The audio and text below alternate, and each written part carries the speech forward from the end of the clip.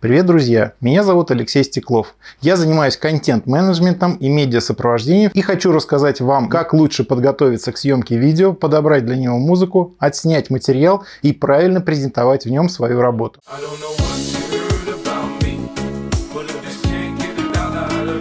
5 базовых пунктов при подготовке к съемке. Первое. Начните с подбора правильной музыки для вашего ролика. Она не обязательно должна нравиться лично вам. Помните, у всех людей разные вкусы, но музыка должна полностью отражать стиль, характер и эмоцию, сцену в целом, что благоприятно скажется на восприятии ролика зрителям. Осторожно используйте треки с текстами, особенно иностранными. Если вы не готовы покупать авторские треки, всегда используйте музыку без авторских прав, иначе ваше видео будет блокироваться при показе в сети. Где ее взять? Смотрите по ссылке в описании к этому видео, там можно найти музыку любого жанра, стиля и настроения.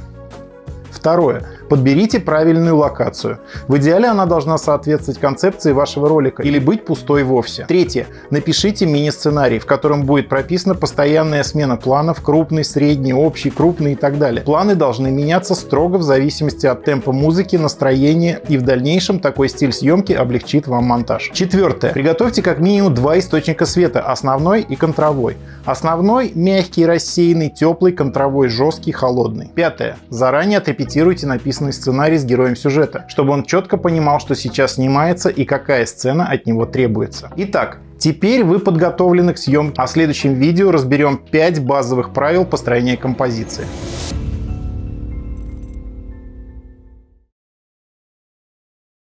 Помните, неважно, телефон у вас в руках или дорогая камера, самое важное правило, что держать при съемке их надо только горизонтально.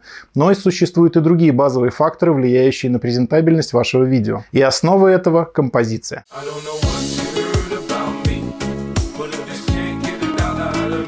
5 базовых пунктов при построении композиции. Первое. Ровный горизонт. Кадр нельзя заваливать, если, конечно, это не ваш творческий прием. Ровный горизонт – это не то, куда садится солнышко, это значит, что в кадре на экране горизонтальные линии должны быть горизонтальными, а вертикальные располагаться только вертикально. Второе правило. Так называемое золотое сечение. Возможно, вы о нем уже где-то слышали, точнее оно называется правило третей. Работает правило просто. Экран делится линиями на 9 равных частей, и места их пересечения называются силовыми точками. Объект съемки лучше располагать именно в них. Наиболее эффектной считается верхняя правая. Правило номер 3. Симметрия. Используя силовые точки, можно располагать парные объекты симметрично в кадре. Это тоже смотрится эффектно. Используйте это с умом. Правило номер 4. Кадрирование по человеку. Используя крупные планы, вы будете вынуждены, так сказать, резать человека. Никогда не режьте по суставам, коленям, локтям и так далее. Конечности будут казаться ампутированными. И правило номер 5. Пространство в кадре. Это один из важнейших пунктов. Всегда оставляйте в кадре больше пространства перед человеком по направлению его взгляда, а над головой не менее чем в 2 раза больше, чем под его ногами. Во многих камерах и приложениях в телефоне разработчики уже предусмотрели линии, по которым можно ориентироваться при съемке. Как сечений, так и направляющих, и центральных, и многих других. Они вам помогут правильно построить кадр. И не забывайте, что самые красивые кадры при съемке животных и детей получаются, если снимать их с высоты их роста, а не сверху. А в следующем видео мы поговорим об освещении главного героя.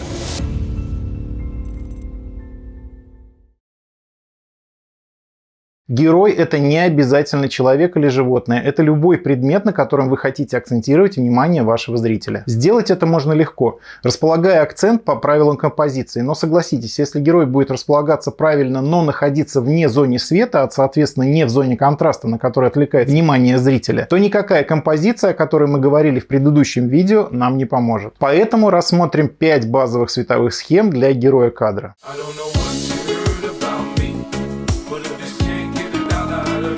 Объясняю вам простым языком, без всяких лишних терминологий.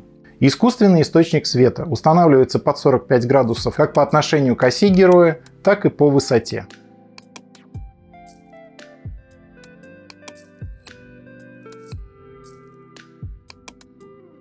Дает мягкий свет только в одном направлении. Схема номер 2. Искусственный мягкий свет плюс отражатель.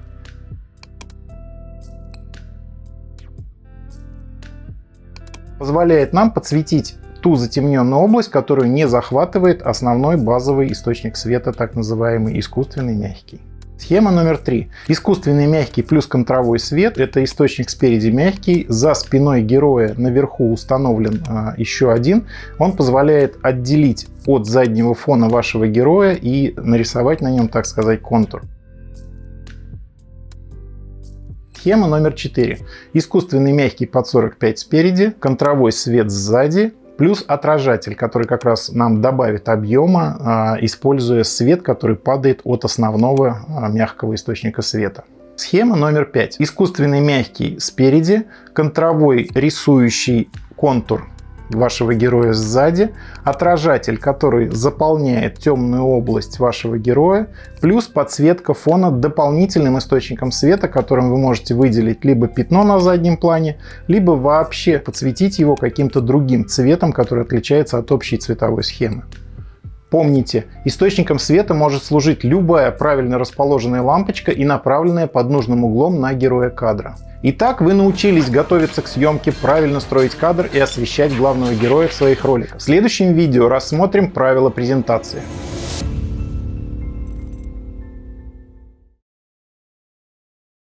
Правильная голосовая презентация важна не менее, чем красивый, объемный и лаконичный видеоряд. Вы, конечно, можете поставить на подложку красивый музыкальный ряд и на этом успокоиться. Да, это может сработать, но только лишь если вы подготовите безупречный с точки зрения кинематографа видеоряд, который позволит зрителю понять весь ваш глобальный замысел без использования закадрового голоса с пояснениями. Это также хорошо работает для мультиязычной аудитории, когда у вас нет возможности сделать мультитрековый перевод или разместить на экране несколько модулей субтитров для нескольких языков. У нас, к сожалению, не Голливуд, поэтому рассмотрим самопрезентацию с закадровым голосом.